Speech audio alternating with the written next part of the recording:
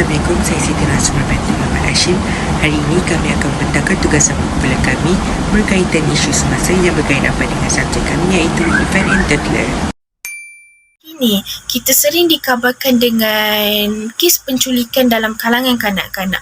Hal ini perlu diambil serius oleh beberapa pihak, lebih-lebih lagi ibu bapa. Kerana ibu bapa lebih rapat dengan anak-anak mereka.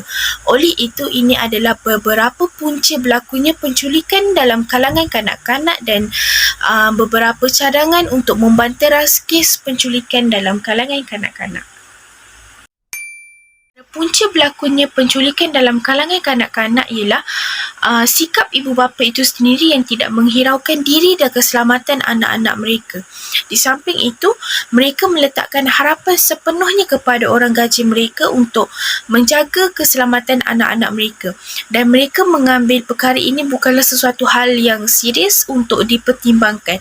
Selain itu, mereka juga tidak mengkhuatiri dan tidak mengambil peduli tentang perkembangan anak-anak mereka yang semakin meningkat dewasa. Oleh itu, perkara ini menjadikan penjahat mengambil kesempatan untuk menculik kanak-kanak dan melakukan perkara yang kita tidak ingini. Oleh itu, ini adalah sebab utama berlakunya penculikan kanak-kanak pada masa kini. Seterusnya, punca yang kedua yang boleh menyebabkan kes penculikan kanak-kanak ini ialah kawasan perumahan yang kurang selamat. Sebagai contoh, perumahan yang dekat dengan jalan raya besar. Ia memudahkan penculik untuk membawa lari kanak-kanak dalam masa yang singkat. Selain itu, tiada kawalan penjagaan yang ketat di kawasan tersebut yang membolehkan orang luar untuk keluar masuk dalam kawasan perumahan tersebut sesuka hati mereka. Selain itu, ia juga boleh disebabkan oleh komuniti yang kurang bergaul antara satu sama lain. Mereka hanya mementingkan diri sendiri dan membuat hal masing-masing. Punca berlakunya kes penculikan ialah untuk mendapatkan wang. Melalui penculikan, penculik dapat wang dengan cara mudah dan lumayan kerana mereka tahu ibu bapa kanak-kanak tersebut sanggup menggadaikan apa sahaja untuk anak-anak mereka. Oleh itu, mereka menggunakan kanak-kanak tersebut sebagai jalan untuk mereka mendapatkan wang dengan cara yang mudah. Tetapi terdapat juga penculik yang tidak menginginkan wang tebusan. Malahan mereka menggunakan kanak-kanak tersebut sebagai peminta sedekah. Mangsa akan dicacatkan anggota badannya supaya tidak dikenali dan meraih simpati masyarakat. Sebagai contoh, peminta sedekah untuk menjadi sumber pendapatan mereka. Kes penculikan di Malaysia semakin meningkat.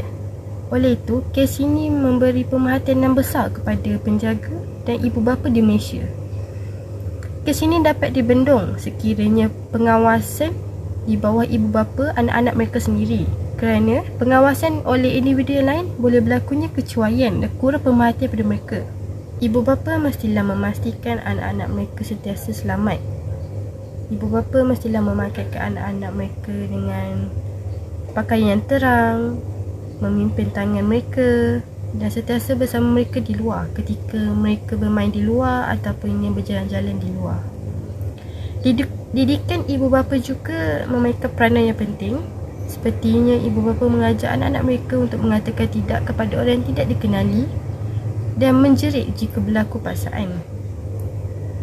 Oleh kerana itu, peranan ibu bapa adalah sangat penting dalam membendung dalam kes ini dan mengurangkan punca-punca berlakunya penculikan di Malaysia. Hai, saya Suzlin Sarail. Antara salah satu cadangan bagi mengurangkan kes penculikan di dalam kalangan kanak-kanak adalah bermain secara berkumpulan. Terdapat beberapa kebaikan bermain secara berkumpulan. Antaranya ialah dapat membendung kes penculikan dan pemerdagangan kanak-kanak.